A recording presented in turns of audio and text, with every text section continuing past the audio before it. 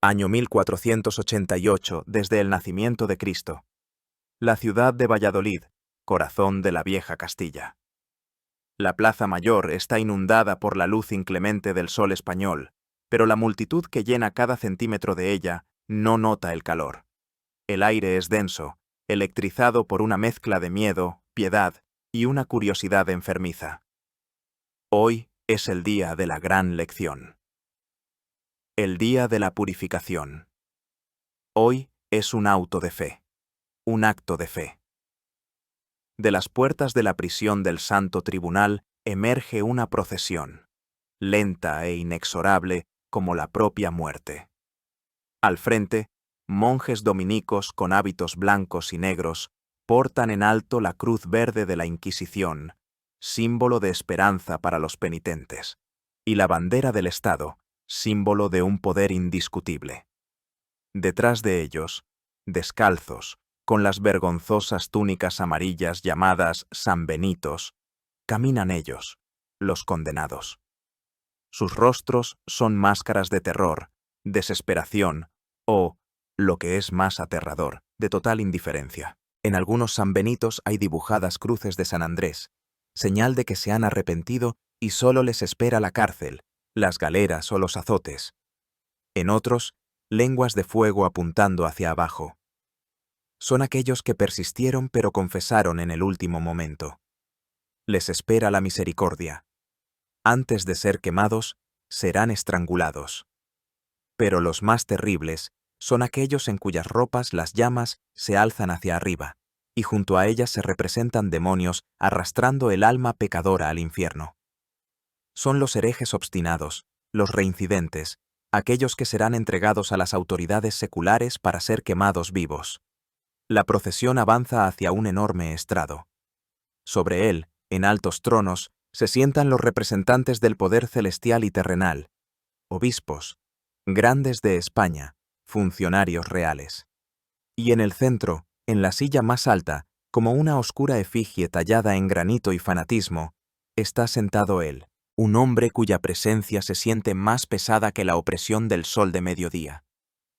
Su rostro es delgado, ascético, enmarcado por una capucha monacal.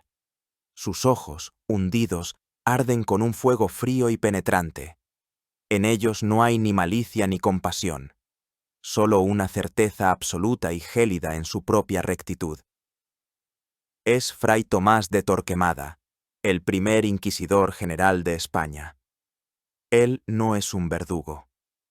Sus manos están limpias de sangre.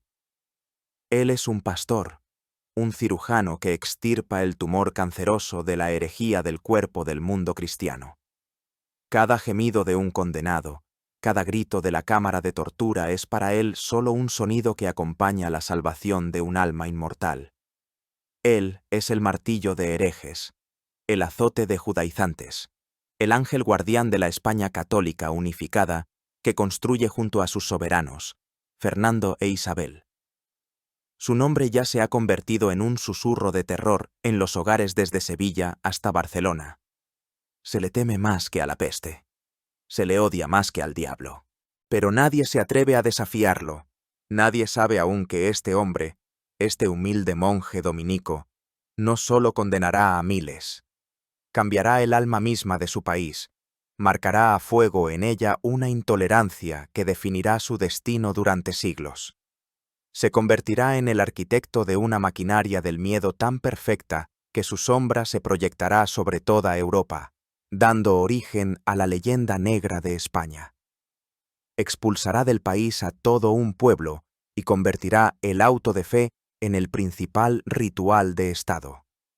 Para comprender cómo un solo hombre pudo adquirir un poder tan monstruoso, cómo un monje asceta se convirtió en el símbolo de la persecución religiosa más cruel de la historia, debemos emprender un viaje largo y de muchas horas al pasado.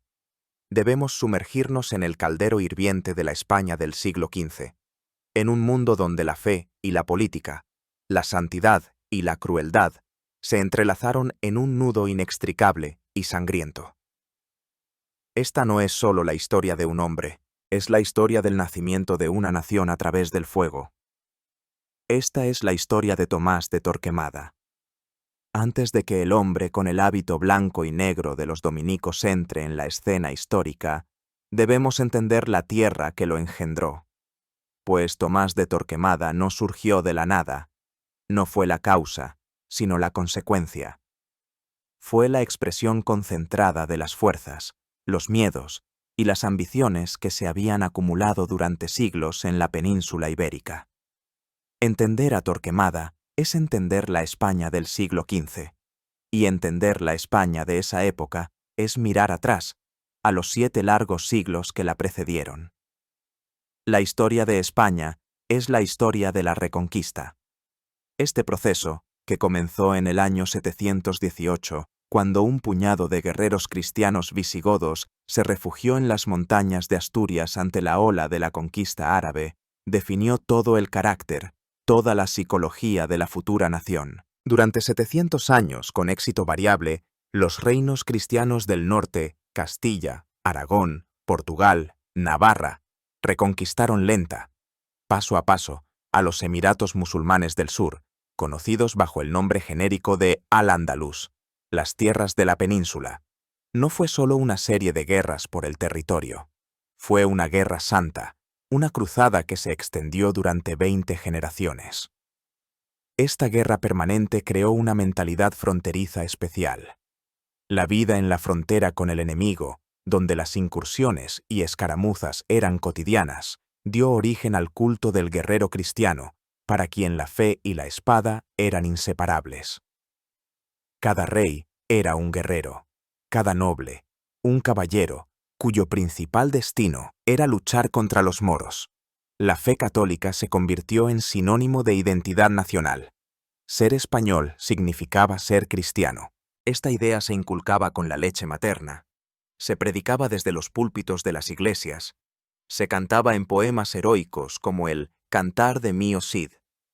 Las grandes órdenes militares y monásticas de Santiago, Calatrava, Alcántara, poseían vastas tierras y eran la columna vertebral del ejército. Sus estatutos exigían una guerra eterna contra los infieles. Un catolicismo belicoso e intransigente se convirtió en el cimiento sobre el que se construyeron los reinos ibéricos. El punto de inflexión fue la batalla de las Navas de Tolosa en el año 1212, donde las fuerzas unidas de los reyes cristianos infligieron una aplastante derrota a los moros, de la que Al-Ándalus ya no pudo recuperarse. Sin embargo, paradójicamente, esta guerra multisecular dio origen a una sociedad única, sin análogos en el resto de Europa. En las tierras reconquistadas, los cristianos vencedores se encontraron codo con los musulmanes sometidos, los mudéjares, y con las numerosas comunidades judías que habían vivido en la península desde los tiempos del Imperio Romano. En los períodos de calma entre las guerras, especialmente en los siglos XII y XIII, en ciudades como Toledo, Córdoba y Sevilla, surgió un fenómeno que los historiadores llaman la convivencia. No fue una idílica era de total tolerancia, como a veces se romantiza. Fue una coexistencia pragmática de 3 culturas bajo el gobierno de reyes cristianos, que valoraban el beneficio económico e intelectual de sus súbditos de otras religiones. Judíos y musulmanes tenían el estatus de protegidos. Eran gente de segunda clase, pagaban impuestos especiales y se les imponían una serie de restricciones. No podían portar armas, construir nuevas sinagogas y mezquitas más altas que las iglesias, y debían llevar distintivos en su vestimenta, pero se les permitía profesar su fe, vivir según sus leyes en sus propios barrios, las juderías y las morerías, y dedicarse a la artesanía y el comercio. Y su contribución a la vida de la España medieval fue enorme. Los artesanos musulmanes eran los mejores constructores e irrigadores. Su arte todavía adorna los palacios de España. Las comunidades judías, las aljamas, eran centros de vida intelectual y económica.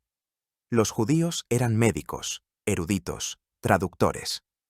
La famosa Escuela de Traductores de Toledo, fundada por el rey Alfonso X el Sabio, se convirtió en el puente por el que las obras de Aristóteles, Hipócrates, Euclides conservadas y comentadas por eruditos árabes y judíos, regresaron a Europa.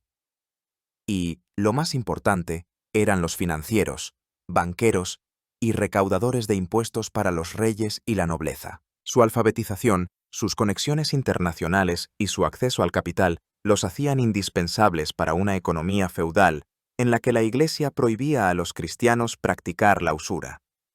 Pero fue precisamente este poderío económico y su aislamiento cultural lo que se convirtió en la fuente de la tragedia futura. Mientras duró la Reconquista, mientras hubo un enemigo común en el sur, la tensión interna se mantuvo contenida. Pero a finales del siglo XIV, la situación comenzó a cambiar.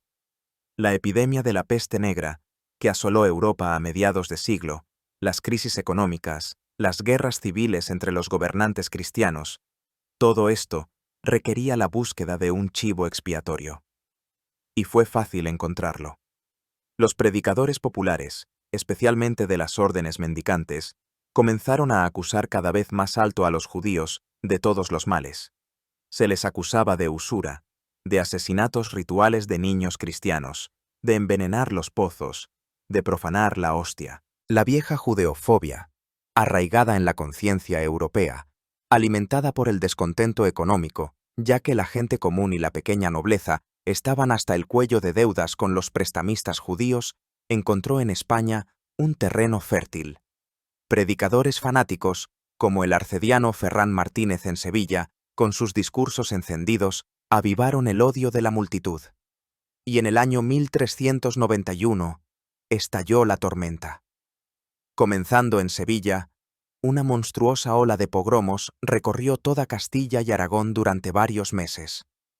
Las multitudes, incitadas por Martínez, irrumpieron en los barrios judíos. Miles de judíos fueron brutalmente asesinados. Decenas de miles, para salvar sus vidas, se vieron obligados a convertirse al cristianismo.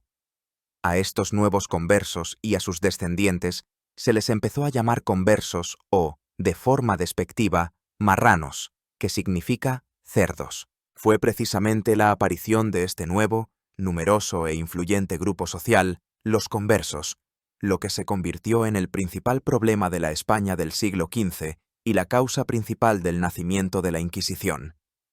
Externamente, eran cristianos. Iban a la iglesia, bautizaban a sus hijos, ocupaban cargos públicos que antes les estaban vedados. Tras los pogromos de 1391, los conversos no se disolvieron simplemente en la población cristiana. Al contrario, liberados de las restricciones que antes se imponían a los judíos, experimentaron una explosión de éxito social y económico. Como nuevos cristianos, ahora podían ingresar en las universidades, entrar en las filas del clero, dedicarse a la jurisprudencia y ocupar altos cargos en la administración real.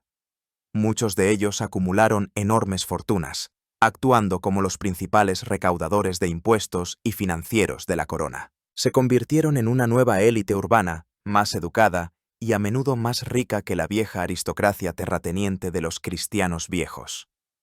Este rápido ascenso generó una tensión colosal.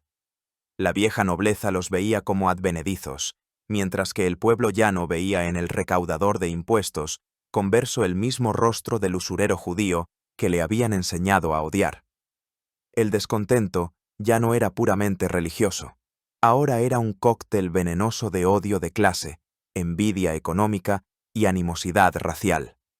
Los cristianos viejos los miraban con recelo y odio. Los odiaban por la competencia económica, los despreciaban por su sangre impura y, lo más importante, los acusaban universalmente de que su conversión era falsa, de que en secreto, a puerta cerrada en sus casas, seguían profesando el judaísmo, observando el Sabbat, leyendo la Torá, adhiriéndose al kashrut. Los acusaban de criptojudaísmo. Este miedo a los judíos secretos, al enemigo interno que se esconde bajo la máscara de cristiano, se convirtió en una auténtica paranoia. Socavaba la idea misma de una sociedad cristiana unificada. ¿Cómo se podía confiar en un obispo si su abuelo había sido rabino? ¿Cómo se podía creer en un recaudador de impuestos que en secreto se burlaba de Cristo? En la España del siglo XV nació un nuevo y feo concepto: la limpieza de sangre. Lo importante ya no era cuán piadoso cristiano eras, sino si no había habido en tu linaje judíos o moros. Ya no era un fanatismo religioso, sino racial. Fue precisamente en esta época, en este mundo desgarrado por el odio religioso, las contradicciones sociales y los prejuicios raciales, en el año 1420, en la ciudad castellana de Valladolid, donde nació un niño llamado Tomás. Nació en un mundo que necesitaba desesperadamente orden, unidad, pureza, y dedicaría toda su vida a dar a su país ese orden, un orden establecido a sangre y fuego.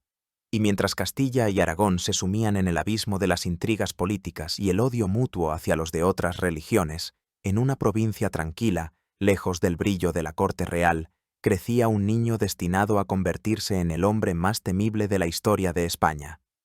Se llamaba Tomás de Torquemada, pero el camino hacia las cimas del poder, el camino que lo transformaría de un humilde monje en el árbitro de los destinos, sería largo e imperceptible para sus contemporáneos. Nació en Valladolid, en una familia perteneciente a la pequeña nobleza. La familia Torquemada era respetada, pero no de las más influyentes. Sin embargo, en su historia se ocultaba un secreto que quizás se convirtió en la clave para entender toda la vida y obra posteriores del futuro gran inquisidor.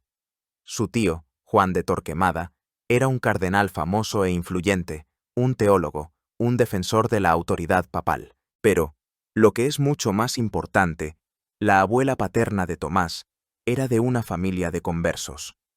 Este hecho, confirmado por muchos historiadores, arroja sobre toda su figura una luz siniestra y paradójica. El hombre que se convertiría en el más feroz perseguidor de los judíos secretos llevaba en sus propias venas esa misma sangre que consideraba impura.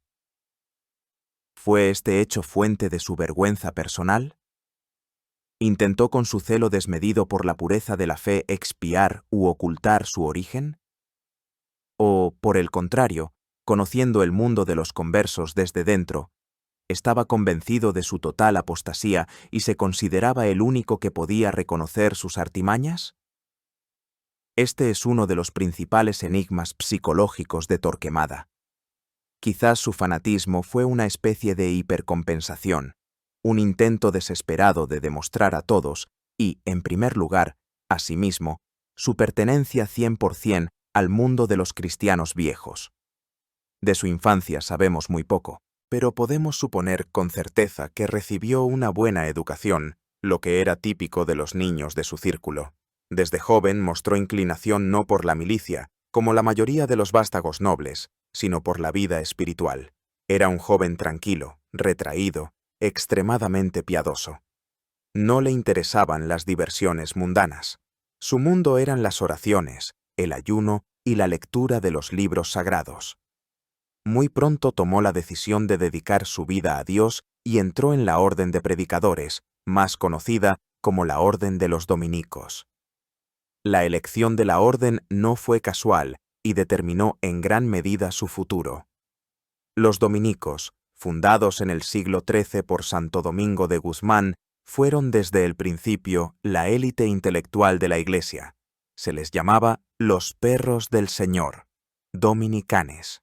Su principal tarea era la lucha contra la herejía a través de la predicación y las disputas teológicas. Fueron precisamente los dominicos a quienes los papas del siglo XIII encomendaron la organización de la Inquisición medieval, o papal, para luchar contra la herejía de los cátaros en el sur de Francia. Así, Torquemada, desde el principio de su carrera espiritual, se encontró en un ambiente donde la lucha por la pureza de la fe, la identificación y erradicación de la disidencia se consideraban la virtud suprema. Absorbió esta ideología, esta mentalidad de cazador de herejes. Entre los muros del monasterio, su ascetismo y piedad le granjearon rápidamente el respeto. Era un monje ejemplar. No aspiraba a honores eclesiásticos, no buscaba la riqueza ni el poder. Su vida estaba sujeta a una estricta rutina. Largas horas de oración, ayunos rigurosísimos. Según los contemporáneos, nunca comía carne y dormía sobre tablas desnudas, y el estudio de obras teológicas. Era un hombre de ideas, un hombre de fe absoluta e inquebrantable. Y en el centro de esta fe se encontraba la convicción de la existencia de un bien absoluto, la Iglesia católica, y un mal absoluto, todo lo que la amenazaba. Para él no existían los matices, las sombras, las dudas. El mundo era blanco o negro. Existía la verdad y existía la herejía, y con la herejía no podía haber compromisos. Había que quemarla con hierro candente, como una plaga, como una peste que amenazaba a toda la sociedad cristiana. Su incorruptibilidad personal y su austero estilo de vida daban a sus palabras un enorme peso moral a los ojos de los demás. Sus habilidades y su celo fueron notados. En el año 1452, a la edad de 32 años, fue nombrado prior, es decir, superior, del convento dominico de Santa Cruz en Segovia. Era un puesto importante y prestigioso.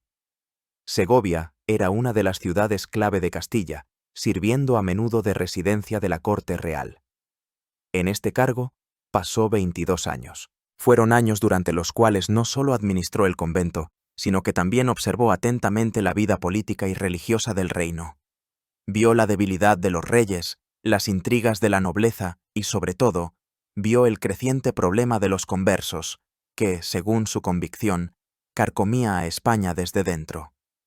Fue precisamente en Segovia donde tuvo lugar el encuentro que cambió tanto su vida como la historia de España. Al convento donde él era prior acudía a menudo a confesarse la joven infanta, la princesa Isabel, futura reina de Castilla. Creció en la época turbulenta del reinado de su hermanastro Enrique IV, cuya corte estaba sumida en la corrupción y la depravación. Isabel, por naturaleza profundamente religiosa y de fuerte voluntad, buscaba un apoyo espiritual. Encontró en la figura del monje austero y ascético a su confesor, su mentor. Entre ellos se estableció un profundo vínculo espiritual. Torquemada moldeó su cosmovisión durante años. En el silencio del confesionario, le inculcó sus ideas. Le habló de la necesidad de purificar el reino, de la amenaza que emanaba de los judíos secretos, del deber sagrado de un monarca de ser el defensor de la fe. La convenció de que la unidad política de España era imposible sin la unidad religiosa. Se convirtió en su conciencia, su voz de Dios. Ella confiaba plenamente en él, viendo en él no solo a un sacerdote, sino a un santo, un hombre cuya incorruptibilidad y fe eran absolutas. Aún no sabía que esta frágil pero voluntariosa muchacha se convertiría en reina. Simplemente sembraba semillas en tierra fértil. Esperaba su momento. Y cuando su hija espiritual ascendiera al trono, él vendría a exigirle que cumpliera con su deber sagrado. Vendría a pedirle el poder de purificar. Parecía que el propio destino preparaba el terreno para la llegada de la Inquisición, mientras Tomás de Torquemada, en el silencio del monasterio, afilaba su cosmovisión y ganaba influencia sobre la futura reina. En la arena política de la península ibérica se desarrollaba un drama que conduciría al nacimiento de una España unificada y poderosa. En el centro de este drama se encontraban dos personas cuyos nombres se volverían inseparables del de Torquemada: Isabel I de Castilla y Fernando II de Aragón. La mitad del siglo XV fue para los reinos ibéricos una época de agitación y decadencia. Castilla, el más grande y poderoso de ellos, sufría bajo el gobierno del débil e indeciso rey Enrique IV, apodado el Impotente. Su reinado estuvo marcado por constantes rebeliones de poderosos clanes aristocráticos que de hecho gobernaban el país, saqueando el tesoro y luchando entre sí. El poder real era solo una sombra. Corrían persistentes rumores de que su hija y heredera, Juana, en realidad había sido engendrada por la reina con un favorito, Beltrán de la Cueva, por lo que recibió el apodo de la Beltraneja. Este escándalo socavaba los cimientos de la legitimidad de la dinastía. Aragón, una federación que incluía a Aragón propiamente dicho, Cataluña y Valencia, estaba desgarrado por la guerra civil y los sentimientos separatistas en Cataluña. La península era un mosaico de facciones feudales enfrentadas. Isabel era la hermanastra del rey Enrique. Su juventud transcurrió lejos de la corte, en una lucha constante por sus derechos. Enrique y sus cortesanos intentaron casarla con los ancianos reyes de Portugal o Francia para alejarla de Castilla. Pero Isabel demostró un carácter inflexible. No era solo una princesa piadosa. Era una política nata, con una voluntad de hierro y una visión clara del futuro. Comprendía que para salvar Castilla se necesitaba un poder fuerte y centralizado, y para ello necesitaba el aliado adecuado.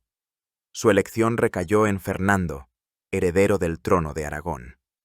No fue solo un matrimonio dinástico, fue un proyecto político. Fernando era todo lo contrario a los magnates castellanos. Era astuto, pragmático, calculador y tenía fama de ser un brillante diplomático y guerrero. Su contemporáneo, Nicolás Maquiavelo, lo citaría más tarde como ejemplo del nuevo príncipe en su famoso tratado El Príncipe. Su unión debía unificar los dos reinos españoles más grandes y crear una fuerza capaz de aplastar la oposición de la aristocracia y completar la reconquista, tomando el último estado musulmán de la península, el Emirato de Granada. Su boda en el año 1469 fue como una novela de aventuras. Se celebró en secreto, en contra de la voluntad del rey Enrique. Fernando llegó a Valladolid disfrazado de simple mercader. Este matrimonio fue un desafío a todo el viejo sistema. Cuando en el año 1474 Enrique IV murió, Isabel se autoproclamó inmediatamente reina de Castilla. Esto condujo a una guerra de sucesión con Juana la Beltraneja, a quien apoyaba Portugal. Isabel y Fernando salieron victoriosos de esta guerra. En 1479, Fernando heredó también la corona de Aragón. Así, bajo el gobierno de la pareja real, a quienes el Papa Alejandro VI llamaría más tarde los Reyes Católicos, tuvo lugar la unificación dinástica de España. Ahora se enfrentaban a una tarea grandiosa: transformar esta unión de coronas en un Estado unificado y centralizado. Su programa era claro e implacable. En primer lugar, someter a la nobleza. Derribaron los castillos de los varones rebeldes, les quitaron las tierras usurpadas, crearon un nuevo ejército y una policía leales a la corona. La Santa Hermandad. Reemplazaron a los aristócratas en los puestos clave del Estado por juristas profesionales y educados, dependientes únicamente de los monarcas. En segundo lugar, completar la reconquista. La toma de Granada no era para ellos solo un objetivo militar, sino una misión sagrada que debía simbolizar la unificación final de España bajo la bandera de la cruz.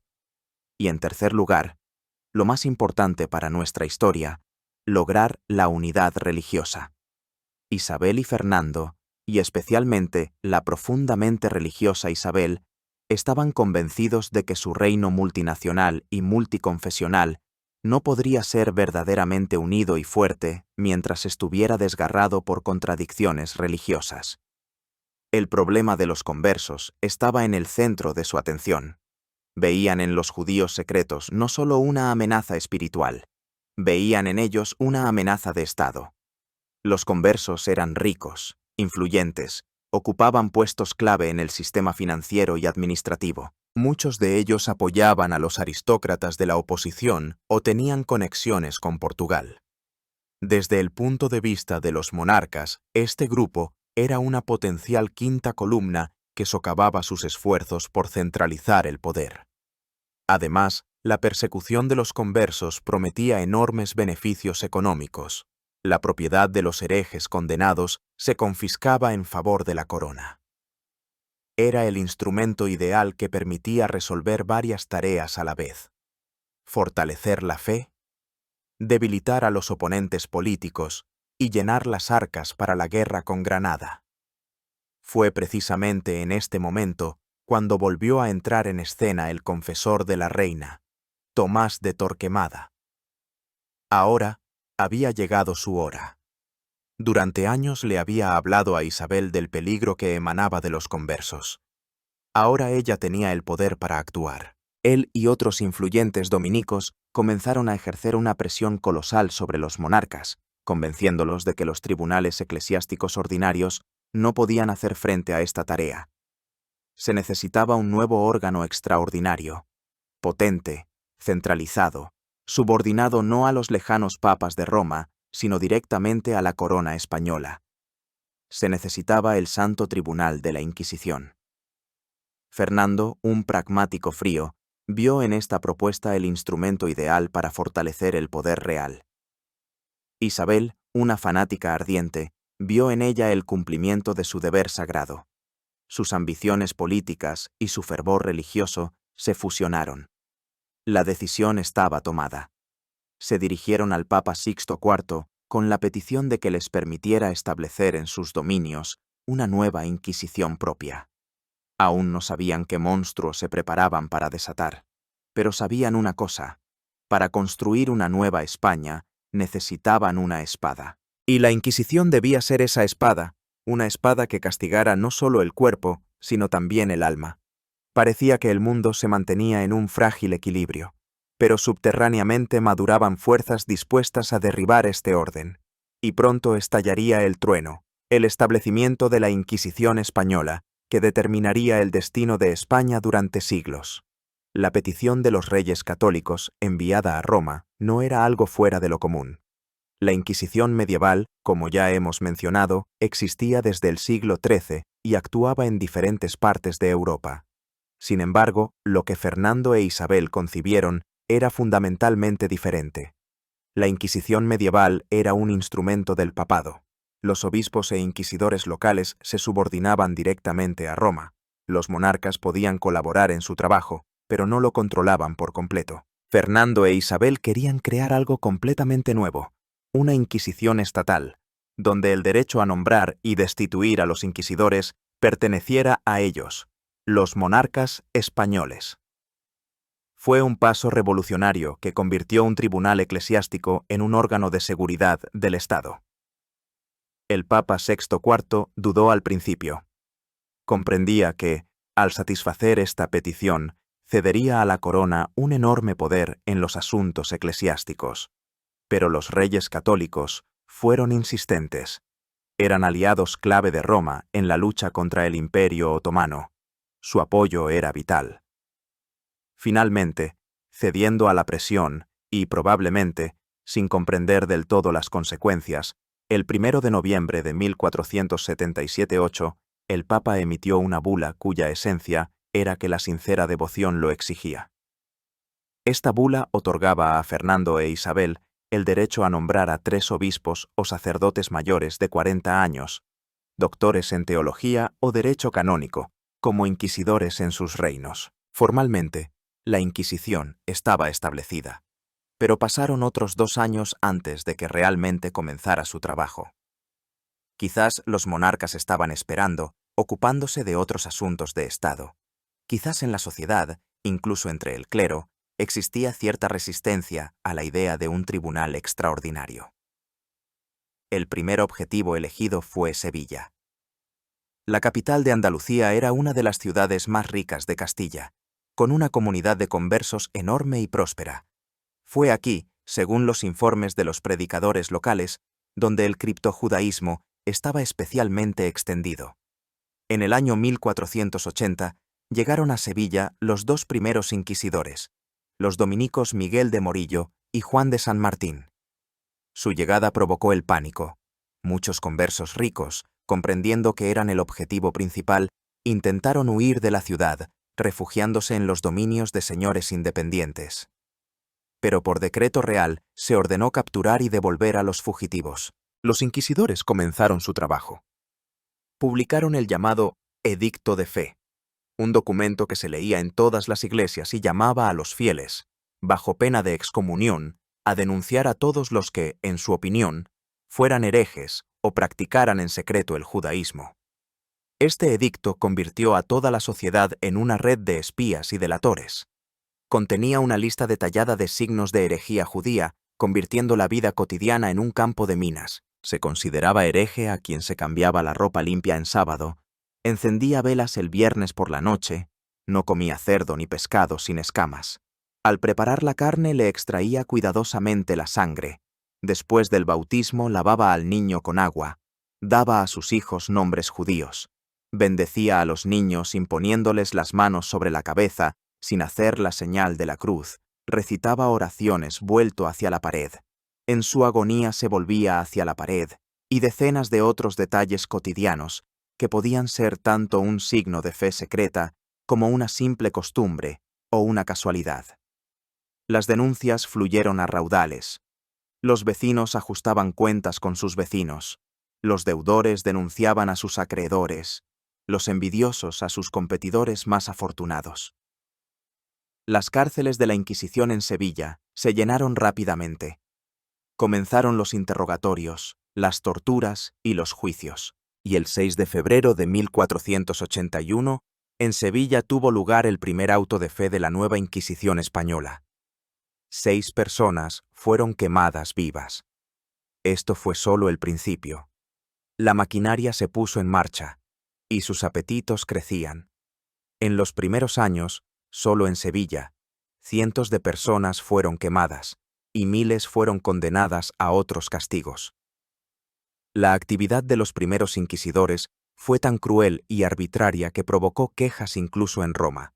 El Papa Sexto IV, recibiendo quejas de numerosos abusos, intentó intervenir.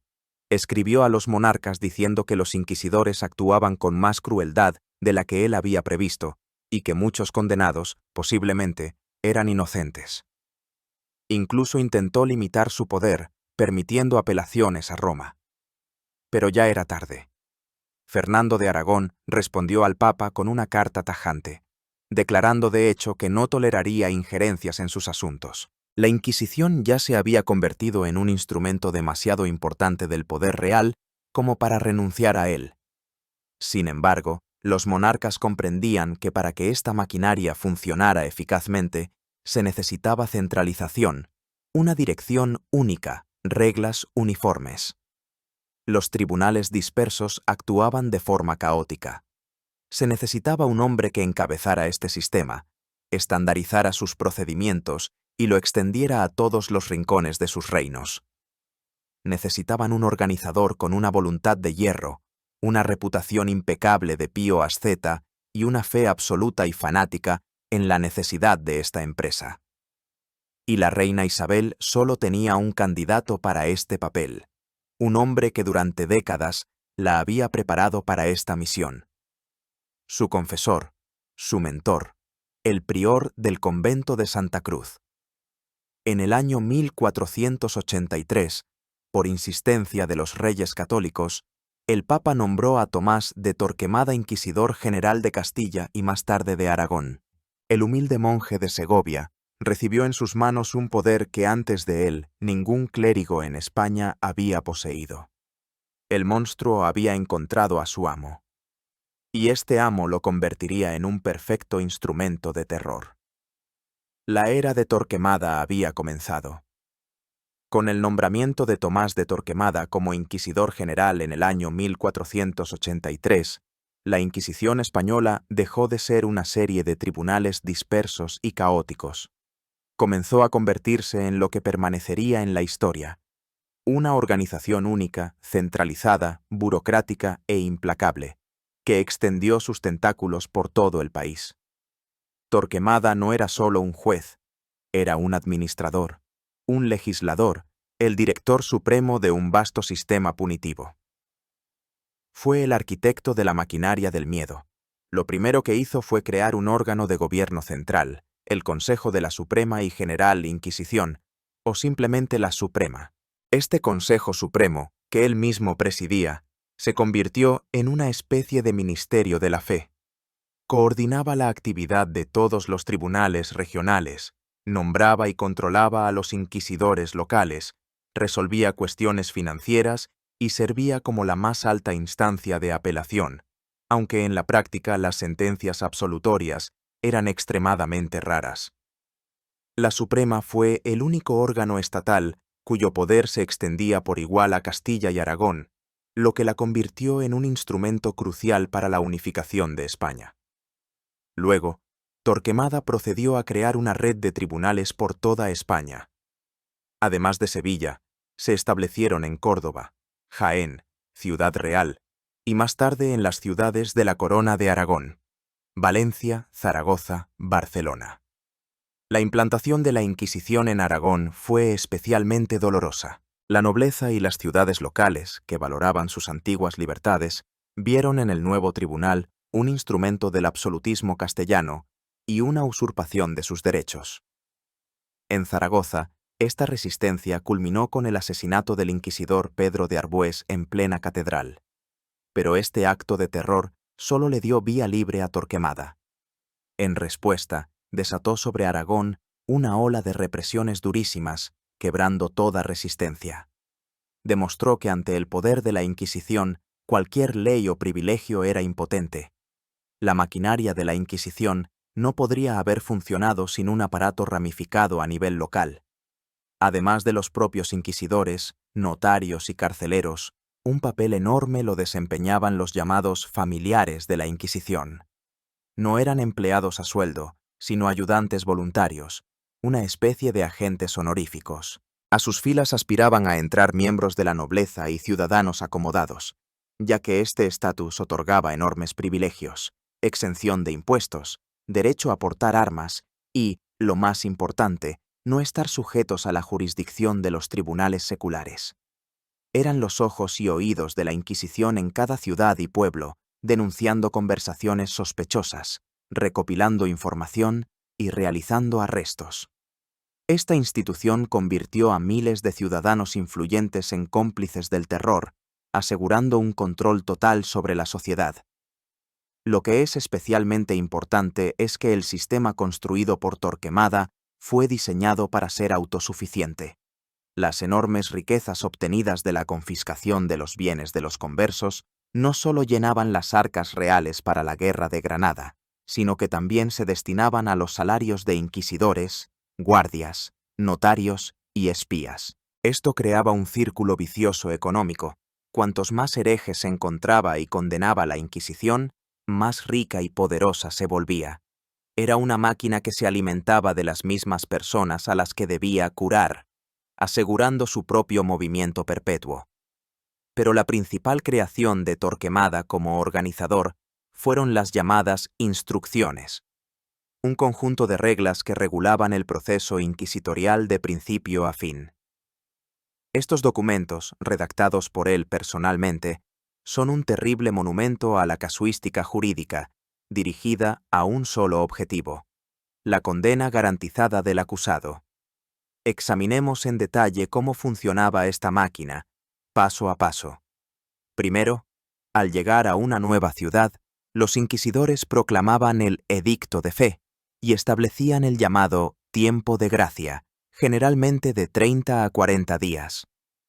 Durante este período, se ofrecía a los herejes la oportunidad de confesarse voluntariamente. A quienes lo hacían, se arrepentían y delataban a sus cómplices. Se les prometía un castigo relativamente leve, penitencia eclesiástica, una multa, pero la conservación de la vida y la mayor parte de sus bienes. Fue una jugada psicológica genial. No solo creaba la ilusión de misericordia, sino que también permitía a los inquisidores, sin esfuerzo, obtener una enorme cantidad de información sobre las comunidades secretas, recopilar nombres y hechos que luego se utilizaban contra quienes no habían confesado. Al expirar el tiempo de gracia, comenzaban los arrestos. Se basaban en las denuncias recibidas anteriormente o en los testimonios de los arrepentidos voluntarios. El arresto se producía de repente, a menudo de noche, por agentes de la Inquisición. Al acusado se lo llevaban a una prisión secreta y a partir de ese momento desaparecía para el mundo exterior. A su familia no se le informaba ni de los motivos del arresto ni de su destino posterior. Simultáneamente al arresto, todos los bienes del acusado eran secuestrados, formalmente para cubrir los costes judiciales y los gastos de mantenimiento del prisionero en la cárcel. De hecho, era el primer paso hacia la confiscación total.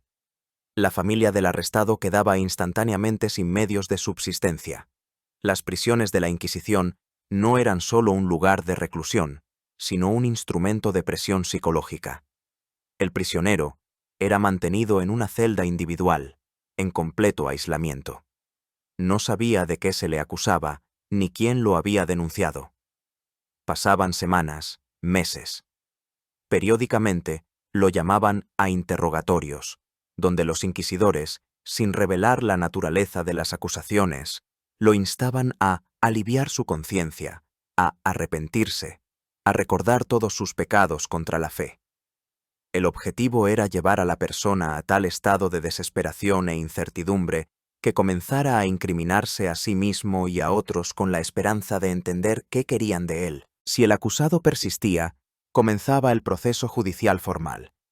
Era una farsa, una parodia de la justicia. El acusado no conocía los nombres de los testigos que declaraban en su contra. No tenía derecho a un careo. No se le leían los testimonios en sí, sino solo un breve resumen del que se habían eliminado todos los detalles que pudieran permitir adivinar al delator. Se le asignaba un abogado, pero este abogado era un funcionario de la propia Inquisición, y su principal tarea no era defender al acusado, sino convencerlo de que admitiera su culpabilidad. La única forma real de defensa era intentar adivinar los nombres de sus enemigos y demostrar que eran sus malquerientes personales. Pero esto era prácticamente imposible.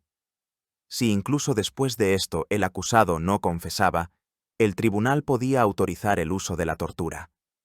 Es importante entender que en el sistema de Torquemada, la tortura no se consideraba un castigo. Era solo un método para obtener la verdad. Se aplicaba con moderación, sin derramamiento de sangre. Los tipos más comunes eran la garrucha, el potro y la toca. Durante la tortura estaban presentes los inquisidores, un secretario que registraba cada palabra y gemido, y un médico que se aseguraba de que la víctima no muriera antes de tiempo. Si una persona confesaba bajo tortura, su testimonio se consideraba voluntario, solo si lo confirmaba al día siguiente, ya sin tortura. Si se negaba, la tortura podía continuar, ya que formalmente se consideraba una única sesión, simplemente interrumpida. Este sistema, creado y perfeccionado por Torquemada, era prácticamente hermético. Una vez atrapado en sus engranajes, una persona estaba casi condenada. Las sentencias absolutorias constituían un porcentaje insignificante. La máquina funcionaba sin fallos, triturando miles de vidas y llenando las arcas de la Inquisición y de la corona con el oro de los bienes confiscados. Torquemada había creado el instrumento perfecto de terror de Estado, disfrazado con una máscara de piedad y salvación de almas. La maquinaria de la Inquisición, creada por Torquemada, operaba en secreto. Los arrestos, los interrogatorios, las torturas, todo esto ocurría tras los gruesos muros de los tribunales, lejos de miradas indiscretas, generando una atmósfera de miedo e incertidumbre omnipresentes. Pero la culminación de su actividad, la emisión de la sentencia, era un acto público. Más aún, era un espectáculo grandioso, cuidadosamente orquestado, diseñado no solo para castigar a los culpables, sino para impartir una lección aterradora a todos los demás. Este espectáculo se llamaba auto de fe, que significa acto de fe. El auto de fe, en la concepción de Torquemada, no era simplemente la lectura de sentencias. Era un complejo ritual litúrgico, un drama religioso en el que se escenificaba el triunfo de la fe verdadera sobre la herejía. Era una demostración del poder conjunto de la Iglesia y el Estado. La preparación para un auto de fe llevaba semanas. Se elegía la plaza más grande de la ciudad. Se construía un enorme estrado en el que se levantaban tribunas para los inquisidores, las autoridades eclesiásticas y seculares, y bancos separados para los condenados. La víspera se anunciaba por toda la ciudad el próximo acto de fe. La participación en él se consideraba una obra piadosa, por la cual la Iglesia concedía indulgencias. Por lo tanto, a los autos de fe acudían enormes multitudes de toda la comarca. Para la gente de la época, era tanto un rito religioso como el principal espectáculo público, más emocionante que un torneo de caballeros o una feria. El día del auto de fe, generalmente un domingo, el acto comenzaba al amanecer. De la prisión de la Inquisición salía una solemne procesión. El orden estaba estrictamente regulado. Al frente iban los representantes de las parroquias locales con sus estandartes. Detrás de ellos, los condenados, conducidos por guardias armados y miembros de órdenes monásticas. Precisamente la apariencia de los condenados era el elemento principal de este teatro del miedo. Cada uno de ellos vestía una prenda vergonzosa, el San Benito. Era una especie de túnica de tela amarilla y áspera. Pero los dibujos en ella contaban a la multitud la culpa y el destino de cada pecador. El San Benito con una sola cruz de San Andrés se lo ponían a aquellos que eran culpables de delitos menores y se habían arrepentido. El San Benito con 2 cruces estaba destinado a quienes habían confesado voluntariamente durante el tiempo de gracia. El San Benito, pintado con lenguas de fuego apuntando hacia abajo, significaba que el condenado había sido declarado culpable de herejía mortal, pero se había arrepentido en el último momento. Le esperaba la misericordia, la estrangulación con el garrote antes de quemar su cuerpo. El San Benito más terrible era para aquellos que persistían en su herejía hasta el final o eran condenados por segunda vez. En él estaban pintadas lenguas de fuego que se alzaban hacia arriba, así como figuras de demonios y serpientes que arrastraban el alma del pecador al infierno. En sus manos, estos desdichados llevaban una vela apagada, y en sus cabezas les colocaban un alto gorro de papel, la coroza, también pintado con escenas infernales. Les esperaba la hoguera. Había también casos especiales.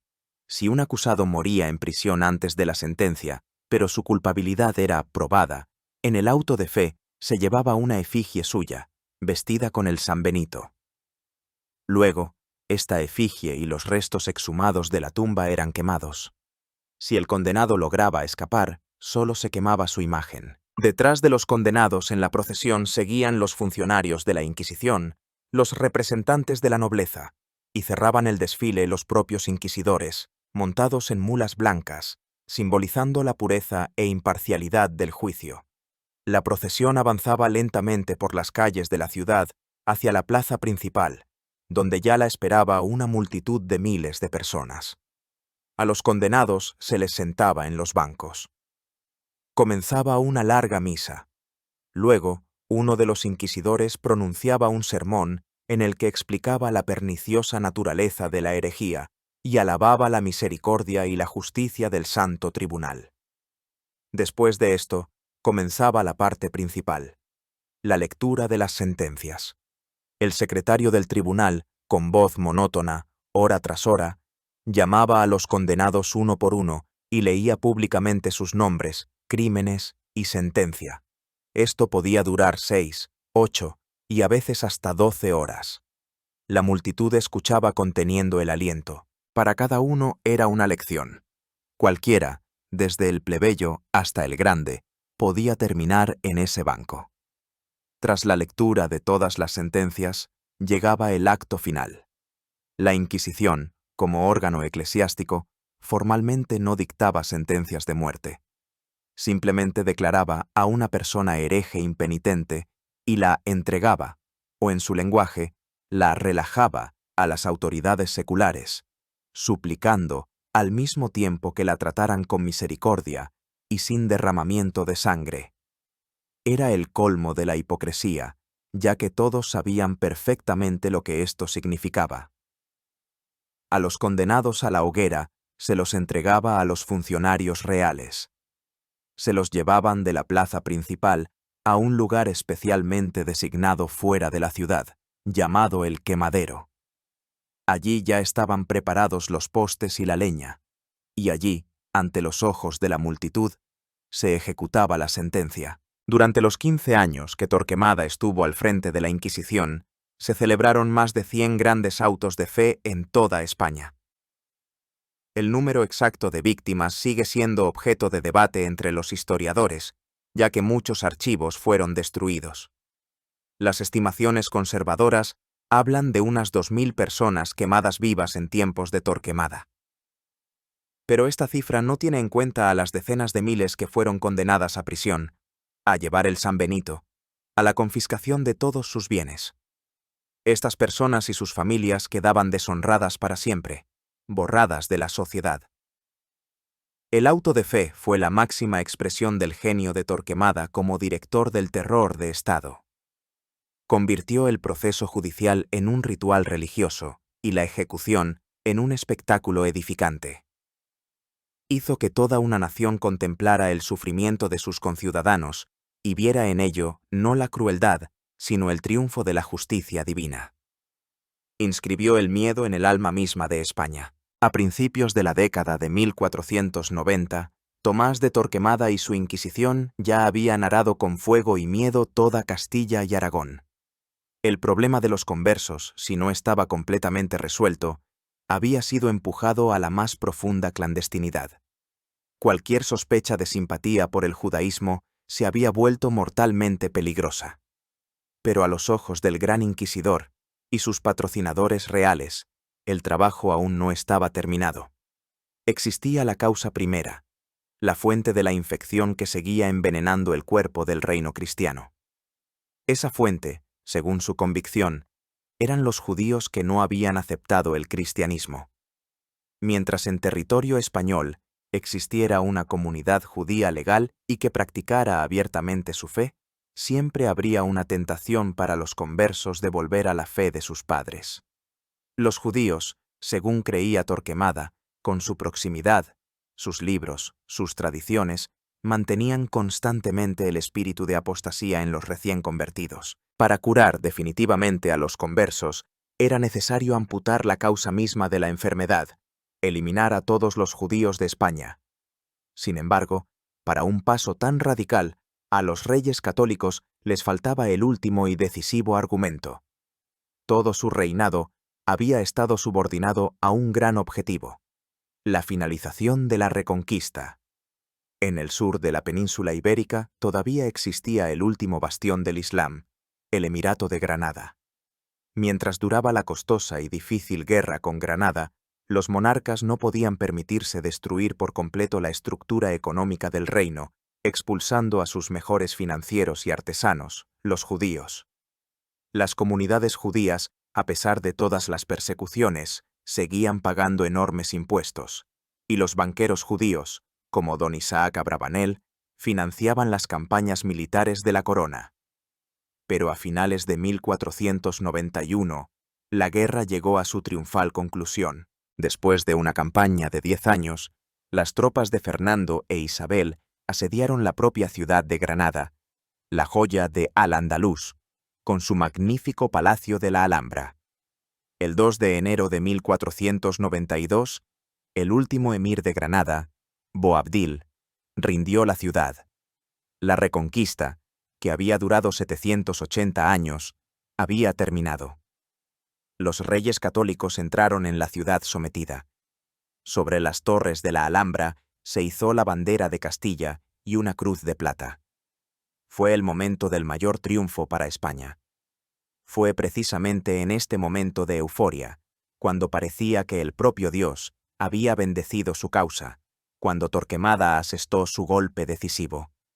Llegó al campamento de los monarcas y exigió el cumplimiento de lo que había estado diciendo durante años. Ahora que el enemigo exterior estaba derrotado, había llegado el momento de acabar definitivamente con el enemigo interior. España estaba unida políticamente. Ahora debía estar unida también religiosamente. No más compromisos. La comunidad judía, presintiendo la desgracia, hizo un intento desesperado por salvarse. Una delegación encabezada por Isaac Abravanel ofreció a la corona una suma colosal, 30.000 ducados, a cambio de la anulación del edicto de expulsión que se preparaba. Era una cantidad enorme de dinero, y Fernando, que siempre necesitaba fondos, vaciló. Y en ese momento, según la famosa, aunque posiblemente apócrifa, leyenda, irrumpió en la sala donde se llevaban a cabo las negociaciones Torquemada. Con un crucifijo en la mano, se acercó a los monarcas y pronunció unas palabras que pasaron a la historia. Les recordó que Judas Iscariote había vendido a su señor por 30 piezas de plata, y les preguntó si sus majestades pensaban venderlo por 30.000 ducados, tras lo cual arrojó el crucifijo sobre la mesa y se marchó. Esta escena dramática, fuera real o no, refleja perfectamente la esencia de lo sucedido. El fanatismo religioso de Isabel y Torquemada prevaleció sobre el pragmatismo de Fernando. La decisión estaba tomada. El 31 de marzo de 1492, en la Alhambra, el mismo palacio que había sido el símbolo del dominio musulmán, Fernando e Isabel firmaron el decreto que pasó a la historia como el Edicto de la Alhambra o el Edicto de Expulsión. Se ordenaba a todos los judíos de Castilla y Aragón que, en un plazo de 3 meses, hasta el 31 de julio, o bien aceptaran el cristianismo, o bien abandonaran para siempre los confines de los reinos españoles, bajo pena de muerte y confiscación de bienes. Se les permitía vender sus propiedades, pero se les prohibía llevar consigo oro, plata, monedas y joyas. Fue la sentencia de muerte para toda una cultura que había florecido en España durante más de 1000 años. Comenzó una tragedia humana de una escala inimaginable. Los judíos tuvieron que vender apresuradamente sus casas, tierras, talleres a precios irrisorios. Los cristianos viejos, aprovechando la situación, compraban sus bienes por una miseria. Se cambiaba una casa por un asno, un viñedo por un trozo de tela. Ante cada uno de los cientos de miles de judíos españoles se planteó una terrible elección: la traición a la fe de sus antepasados o el exilio a la miseria y la incertidumbre. Aproximadamente la mitad, según diferentes estimaciones, eligió el bautismo, engrosando las filas de los odiados y sospechosos conversos y convirtiéndose en un nuevo rebaño potencial para la Inquisición de Torquemada. La otra mitad, entre 50.000 y 150.000 personas, las cifras exactas son desconocidas, eligió el exilio. A finales de julio de 1492, de todos los puertos de España zarpaban barcos abarrotados de refugiados. Se dirigían a Portugal, donde unos años más tarde les esperaría la misma suerte, al norte de África, al Imperio Otomano, a Italia. Su viaje estuvo lleno de sufrimientos. Fueron robados por los capitanes de los barcos, asesinados por piratas, murieron de hambre y enfermedades. El sultán del Imperio Otomano, Bayaceto II, al recibir a los refugiados judíos, dijo con asombro: ¿Cómo podéis llamar a Fernando un gobernante sabio, a aquel que arruina su propio país para enriquecer el mío? España pagó un precio terrible por esta purificación religiosa. Perdió a la parte más educada, económicamente activa y emprendedora de su población. La marcha de los médicos, artesanos, comerciantes y financieros judíos supuso un golpe para la economía del que el país nunca pudo recuperarse por completo. Pero para Torquemada fue la mayor victoria de su vida. Había alcanzado su objetivo. Había limpiado España. Ahora en esta tierra no había lugar para nadie más que para los verdaderos católicos y aquellos a quienes su santo tribunal vigilaba sin descanso. El año 1492 se convirtió en el año del triunfo de España y en el año de su mayor vergüenza. Y en el centro de este triunfo y de esta vergüenza se encontraba la figura austera e inflexible del gran inquisidor. La expulsión de los judíos fue el apogeo de la carrera y la influencia de Tomás de Torquemada. Había logrado todo lo que podía soñar. Su reino estaba unificado bajo la bandera de una única fe, y su Inquisición se había convertido en la organización más poderosa del país, que infundía temor tanto a reyes como a plebeyos. Parecía que podría descansar en sus laureles, disfrutando de los frutos de su trabajo. Pero la naturaleza del fanatismo es tal que no puede detenerse. Habiendo limpiado España de los enemigos visibles, Torquemada se dedicó con doble energía a la búsqueda de enemigos ocultos. Los últimos años de su vida transcurrieron bajo el signo de la expansión y el fortalecimiento del poder de la Inquisición. Ahora que no quedaban judíos, el principal objeto de persecución se convirtió en aquellos que se habían bautizado para evitar el exilio. Los inquisidores estaban convencidos de que la conversión de estos nuevos cristianos era, en la abrumadora mayoría de los casos, insincera. Los tribunales trabajaban con una intensidad incesante, buscando el más mínimo signo de apostasía. Además, Torquemada amplió el ámbito de actuación de la Inquisición. Sus intereses ya no se limitaban solo a los criptojudíos. A los engranajes de la maquinaria del miedo comenzaron a caer otras categorías de pecadores. Los mudéjares, es decir, los musulmanes que permanecieron en territorios cristianos, y los moriscos, es decir, los musulmanes bautizados. Aunque al principio las condiciones de la capitulación de Granada garantizaban a los musulmanes la libertad de culto, esta promesa fue rápidamente violada. La Inquisición comenzó a ejercer presión también sobre ellos, sospechando de su adhesión secreta al Islam. Las brujas y hechiceros. Aunque la Inquisición española, a diferencia de sus análogas en el norte de Europa, trataba la brujería más como una superstición que como una herejía real, los procesos contra brujas también tuvieron lugar. Los blasfemos, los bígamos, los sodomitas. La Inquisición asumió el papel de control total sobre la moralidad, invadiendo las esferas más íntimas de la vida de los españoles. Los libros heréticos. Torquemada organizó las primeras quemas masivas de libros en España. En los autos de fe, ahora no solo se quemaba a la gente, sino también a sus ideas. En primer lugar, se destruían las obras teológicas judías, el Talmud, pero también cayeron bajo la prohibición muchas obras científicas y filosóficas. La Inquisición contemplaba con horror el nuevo invento, la imprenta, viéndolo como un instrumento diabólico para la rápida difusión de la herejía. Las acciones de Torquemada sentaron las bases del futuro y famoso Índice de Libros Prohibidos, que durante siglos frenaría el desarrollo intelectual del país. Pero cuanto más poder se concentraba en sus manos, más se sumergía él mismo en el abismo del miedo y la paranoia. El gran inquisidor, que hacía temblar a toda España, vivía él mismo en constante temor. Tenía un pánico cerval a ser envenenado o asesinado. Lo odiaban miles de personas cuyos parientes había enviado a la hoguera o a la cárcel. Sabía que tenía innumerables enemigos. Rara vez aparecía en público.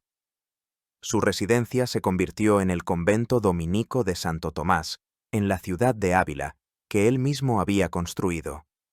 No era tanto un convento como una fortaleza. Se desplazaba únicamente acompañado de una enorme escolta, compuesta por 50 jinetes y 200 infantes. Llevaba constantemente consigo un cuerno de unicornio que, según las creencias de la época, podía detectar veneno en la comida.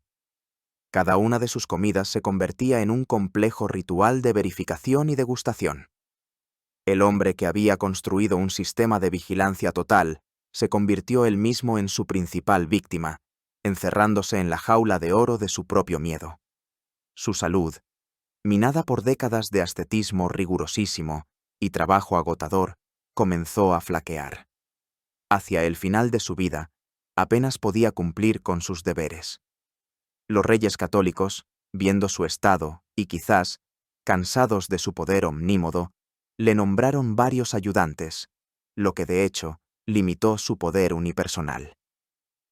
Murió el 16 de septiembre de 1498 en su convento fortaleza de Ávila, a la edad de 78 años.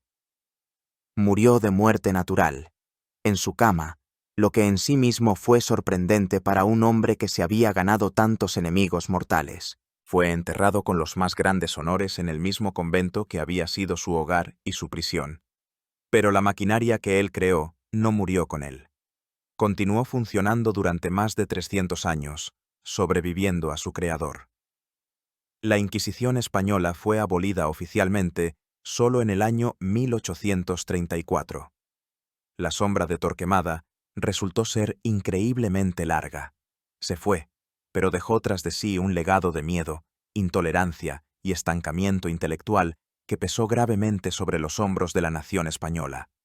Quería crear una España fuerte y unida, pero el precio de esta unidad fue el aislamiento, la xenofobia y el empobrecimiento cultural. La historia de su vida es una terrible advertencia de lo que puede convertirse una fe absoluta armada con un poder absoluto. Cuando el crepitar de las hogueras se apaga y el humo de los autos de fe se disipa, solo queda la pregunta que la historia plantea a cada una de sus figuras emblemáticas. ¿Cuál es tu legado? En el caso de Tomás de Torquemada, la respuesta a esta pregunta será tan sombría y ambigua como su propia vida. Su nombre no se convirtió simplemente en sinónimo de crueldad, se convirtió en un epíteto, transformándose en el arquetipo del fanático religioso y del implacable perseguidor de la disidencia. El legado inmediato de sus 15 años al frente de la Inquisición fueron miles de quemados, decenas de miles de vidas rotas y la expulsión de todo un pueblo.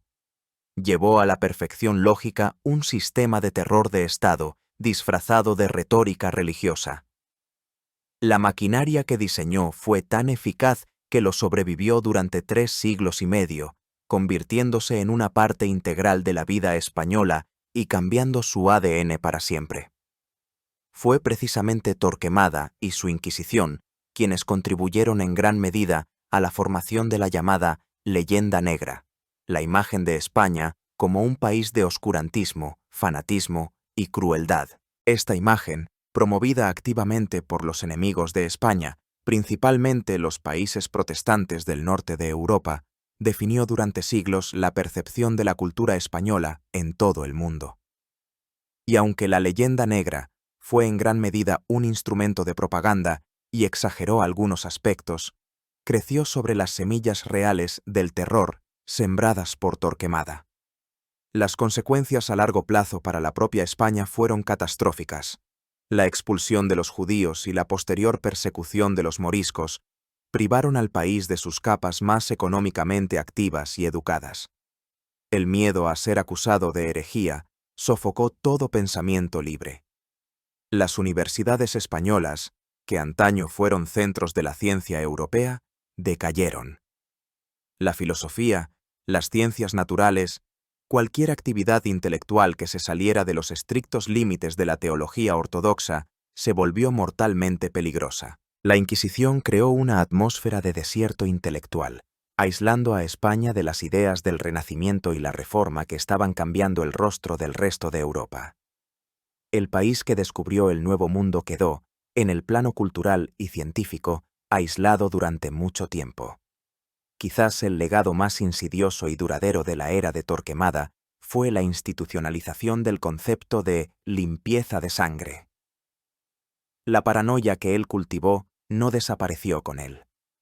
En los siglos siguientes, decenas de instituciones en España, desde las órdenes militares y los cabildos catedralicios hasta las universidades y los gremios urbanos, adoptaron estatutos que exigían a los candidatos pruebas de que en su linaje no había habido mancha judía o mora durante muchas generaciones.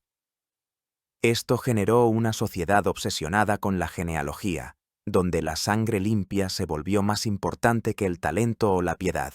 Fue una forma de discriminación racial consagrada en la ley, un sistema que paralizó la movilidad social y creó una clase permanente de ciudadanos sospechosos basándose en su origen.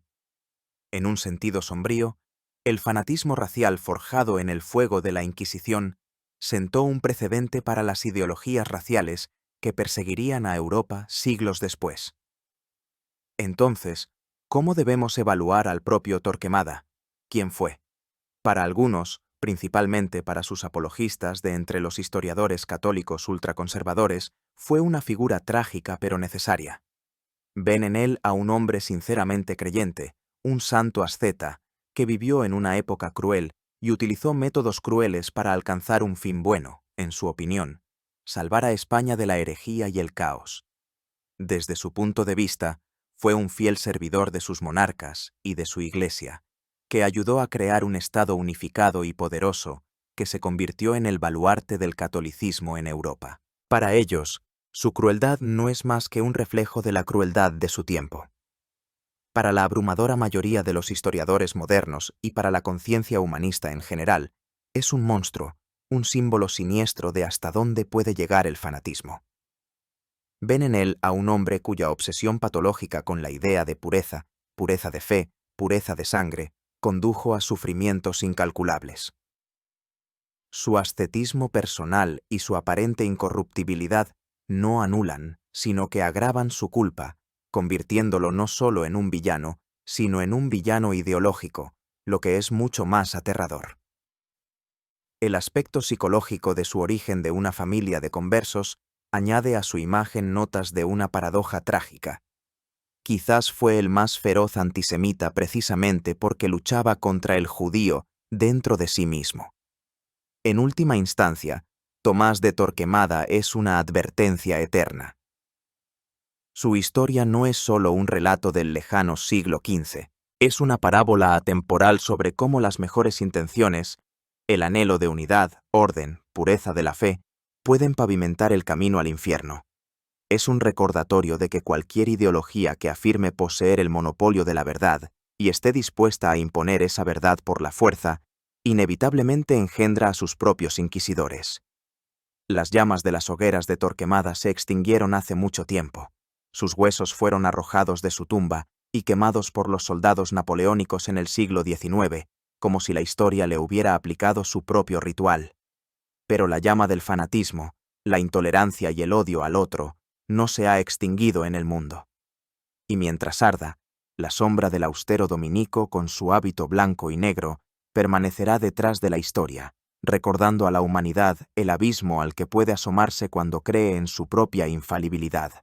Han escuchado la historia de Tomás de Torquemada, una historia sobre un hombre que se convirtió en el símbolo de una época en que la fe se volvió indistinguible del miedo.